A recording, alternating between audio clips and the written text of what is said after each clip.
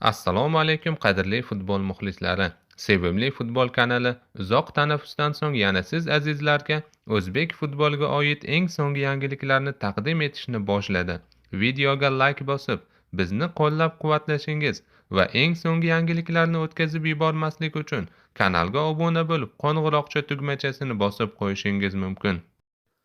Bir necha kunlardan beri birin-ketin vodiyning 3 ta jamoasida yangi murabbiylar ish boshlagani haqida xabarlar rasman e'lon qilindi.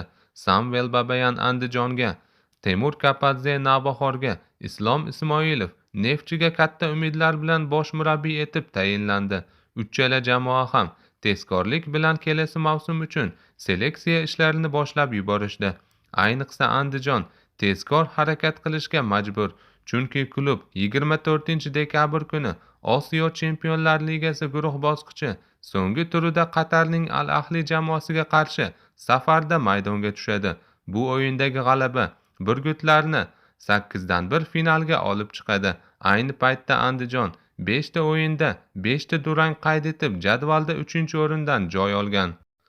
Hozirgacha Andijon 3 nafar futbolchi transferini rasman e'lon qildi. Yakunlangan mavsumni Bunyodkorda o'tkazgan gruziyalik yarim himoyachi Imeda Ashortiya, yarim himoyachi Jamshid Boltaboyev va tajribali himoyachi Igor Golban Andijon bilan rasmiy bitimga imzo chekdi.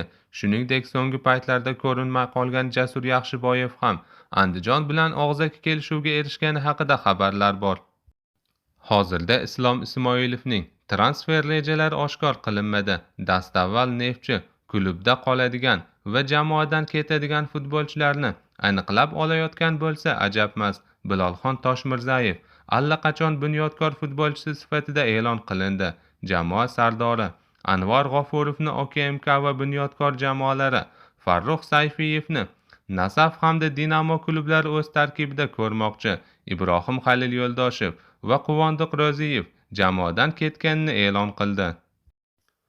Temur Kapadze boshchiligidagi Navbahor ham allaqachon 2 ta transferni rasman e'lon qilib ulgurdi.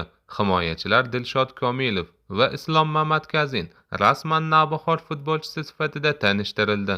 Farhod Sohibjonov, O'tkir Yusupov, Umar Adhamzoda, Diyor Xolmatov, Umarali Rahmonaliyev, Ibrohim Halil Yo'ldoshev kabi mahoratli futbolchilar ham Navbahorga o'tishga yaqin turibdi. Ayni vaqtda Ibrohim Halil Yo'ldoshev Neftchidan ketishi aniq bo'lib ulgurgan. Faqat futbolchi dastlab xorijdan kelgan takliflarni o'rganib chiqmoqchi. Umarali Rahmonaliyev esa Ozarbayjonning Sabax jamoasida ijara asosida o'ynamoqda. Futbolchining transfer huquqi Rossiyaning Rubin klubiga tegishli bo'lgani uchun so'nggi qarorni ular qabul qiladi. Futbolchining o'zi esa Kapadze qo'l ostida o'ynashni xohlamoqda. Hozircha sizga yetkazmoqchi bo'lgan xabarlarimiz shulardan iborat edi. Bizdan uzoqlashmang, ko'rishguncha salomat bo'ling.